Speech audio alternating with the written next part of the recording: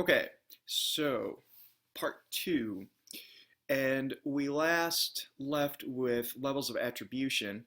So we had on the record, full disclosure, off the record is just a casual conversation. So then there are these intermediary levels. So on background, now this one you might not have ever heard before, but here it is. It just means not for attribution, which means that you as the reporter can quote the person. So you can use quotation marks, you can paraphrase them based off of the statements that they make, but you cannot identify them by their name. And if their title gives them away, then that's just as bad as using their name because it still identifies them. So quoting them, yes. Identifying them, actually attributing them to that statement, whatever it is that they've said, no. And so a lot of times what happens is people will say, well, this is off the record, right? When really what they mean is, okay, I'm good with you quoting me. I'm good with you using my material. I just don't want it linked back to me. Okay, that's on background. That is a higher level of protection that we offer beyond on the record, but it still allows us to use authentic quotes and statements, which is important for credibility reasons. If someone truly wants off the record, they need to have a good reason for that. Otherwise, why are you interviewing that person? Because you can't quote them, you can't use any of their content. Why use that time? Time is precious. Why use it on a person who may not be able to give you much in the first place? So you need to make sure that if someone truly wants to go off the record, that they have valid reason for it. And there are valid reasons, as I mentioned in my last video. So then the other intermediary level of attribution is on deep background, which is basically saying that the source cannot be quoted directly and cannot be identified in any way, but you can use general statements to use the information they provide. So here are some of the examples. It has been learned that, or, sources close to the individual under investigation say blah, blah, blah, blah, blah. So you just use a blanket statement, but that's the equivalent of saying rumor has it. So here again, what's happening is as we go further down this document, on the record, obviously, full disclosure, we're not hiding anything. So that's what we want. But there are some instances where you may have a topic that's controversial or that's problematic, or that might attack a powerful person or entity, and so you have to offer source material certain levels of protection. That's what these other levels are for: on background, on deep background, and finally off the record. It's all about information gathering from human sources. It's just different levels of protection, or in this case, levels of attribution. So I want you to understand that. I think that's important that you know that. For your writing. Now, while we're talking about your writing, another point that I was going to make is this inverted pyramid story structure. Now, I believe you get this in News 105, and theoretically, you've successfully completed that course in order to enroll in this one. So I'm not going to spend an exorbitant amount of time in this video overviewing this, but the bottom line is that inverted pyramid, obviously upside down, and so we give the greatest importance, and that's why, this is upside down, importance, it's the widest part, the bulk of the story. That's your summary or delayed identification lead: who, what, where, when, why, and perhaps how, and maybe to some extent, so what? Why does the story matter? Why should we care about this in the first place? Then in the body, that's where you're going to get interviews, you're going to get some literary references. So that's why I've written over here supporting information with ample attribution. And then finally at the end, that's your kicker. So, again, another word that you may or may not be familiar with, but this is your inverted pyramid story structure. And usually you're aiming for about 5 to 7 paragraphs. That may vary from story to story, depends on the volume of information you have. But that document, there's the attribution levels, there's the inverted pyramid story structure. So this is in Blackboard for you. This document is also in Blackboard. This is the rich text talking about kickers. I didn't have you buy this book because we're using the Bender and Fedler and Davenport text, but there's a good excerpt in this textbook about kickers. So the ending of your story, that's all that means. It's the way to kick it out the door. end it. A clincher is the way that they refer to it in here. And there's different types of clinchers. There's the circle. So, when you return to your lead for an idea, that connects the end of the story, the kicker, to the beginning. So there's some examples there. There's a quote, which is a really strong statement, really, punches it home to the reader. So here's an example that utilizes that kicker. Future course of action, so if you're talking about something that is about a process, then a future action kicker might be appropriate for that type of a story. Another one that I think is useful is a factual kicker, just a flat out blanket statement, sometimes requiring citation, but nevertheless, it just gives a fact about the story that you're writing. So there's some other ones in here that I've scrolled through, but I want you to take a look at that rich text because I think that will be important for you to understand how you can effectively close your story in an inverted pyramid story form as you compose it.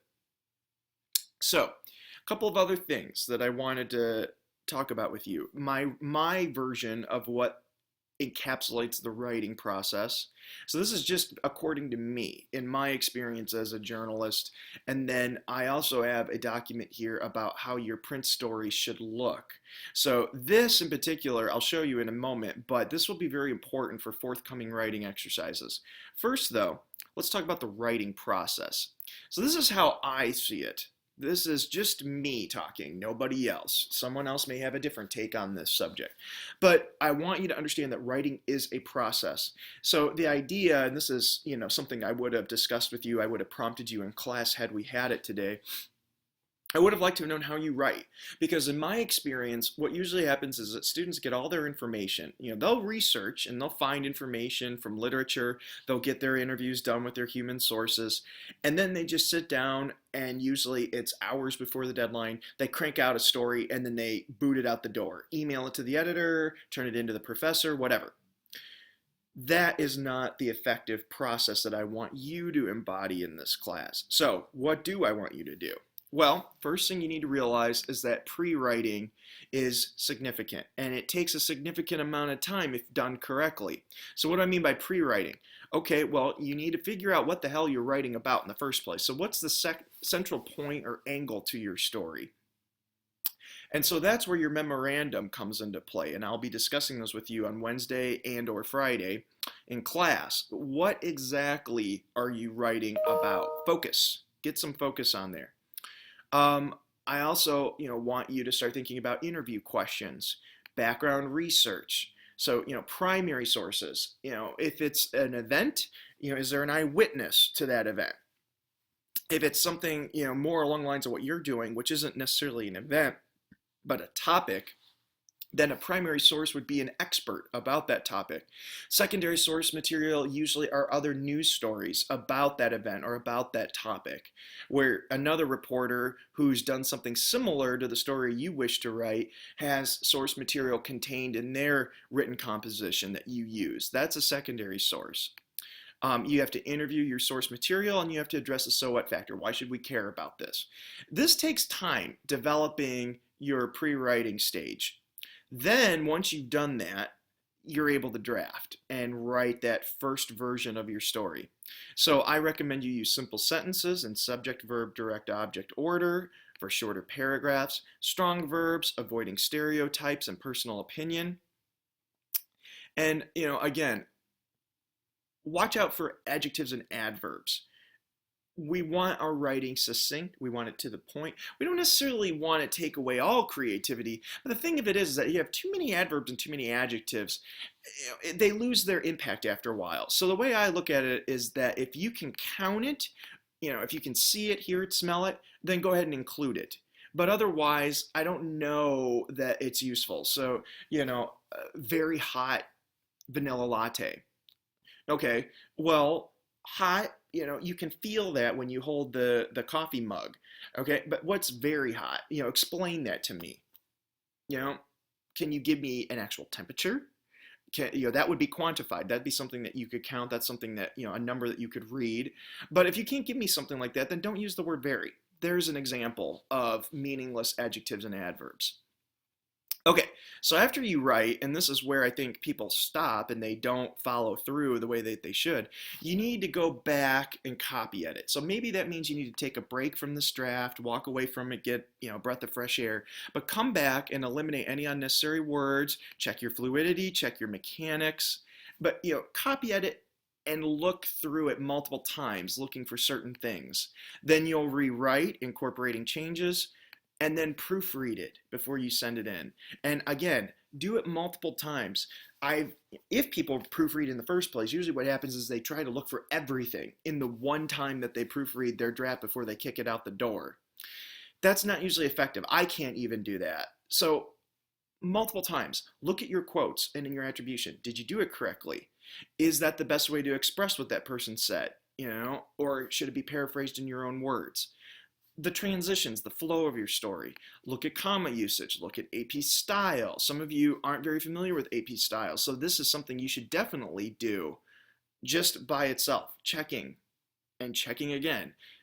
Points, idiosyncrasies associated with style. Check your lead. Is it as strong as it could be? And then finally, we'll kick it out the door. We'll publish it, we'll broadcast it. So this is just my way of encapsulating how you should think about your writing in this class, but also beyond. So I drop that in there for you. And then finally, this is how I think that your story should look. So what I've done is I've taken a story that I think I lifted this from the AP Wire as a matter of fact, but I pulled it in here, and I want your stories to look like this. So, look at how I formatted the headline. Look at where the headline is. Look at the spacing here. So I want your headline to be a different font. I want it to be 14 point. I want it to be Arial. Your byline, I want it to be here, bold-faced, and 12-point times. And then you'd have your identification associated with your byline right below. Then you've got your date line here, which is where the reporting occurred, and then here's your lead. Now I've got a couple of notes over here designed to show you this. This is a document that, yes, it's old, and it's one I've used time and again, but I want you to get used to a specific format, because even if you look at this and you say, well, geez, okay, Arial, then times, what gives, what's the difference, if I just did the whole thing? You're right. You're right. This is nitpicky. Yes, this is specific, but you know what? You need to get used to that, because you are going to need to adapt to different workplaces that have different idiosyncratic formatting rules. It's happened to me, and I guarantee it will happen to you. And so you just gotta, you have to know what's expected of you. So that's what I'm doing. I'm showing you what I want you to do to format your story, and you need to conform. And it's just as simple as that. So do pay attention to this, because I will count off if you don't follow this format in your writing assignments. So there's a reason that this is in here in Blackboard. And I even said all your stories should look like this. I want you to pay attention to that format design, because even if you don't agree, I want you to at least understand what's expected of you, and then model your forthcoming writing assignments in that image. So that's what you're going to be doing for writing assignments moving ahead.